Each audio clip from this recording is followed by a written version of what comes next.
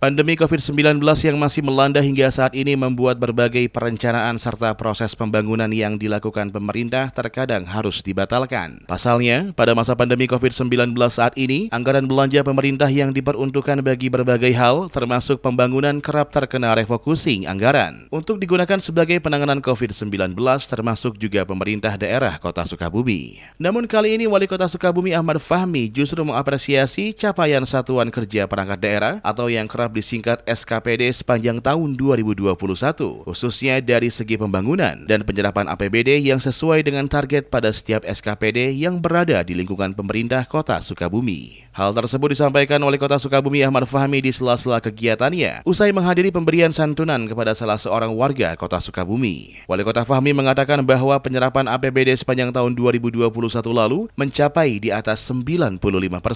Sebelumnya, seluruh ketua SKPD dan aparatur wilayah di Kota Sukabumi telah melakukan rapat evaluasi kegiatan sepanjang 2021 bersama Wali Kota Sukabumi. Pada rapat tersebut, Wali Kota Fahmi juga menitipkan pesannya kepada seluruh SKPD serta aparatur wilayah di Kota Sukabumi untuk bersiap diri dalam menghadapi tahun 2022 saat ini. Karena bukan hal yang tidak mungkin, refocusing anggaran bisa terjadi pada tahun 2022 ini.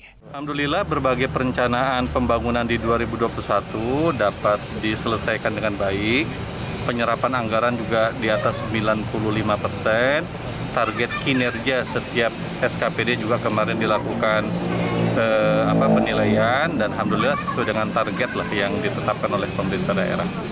Ya, refocusing anggaran itu sesuatu tidak bisa dihindari ya, dengan kondisi keuangan, bantuan dari pemerintah pusat dan provinsi yang berkurang, termasuk juga sangat mungkin di 2022 ini juga terjadi refocusing anggaran.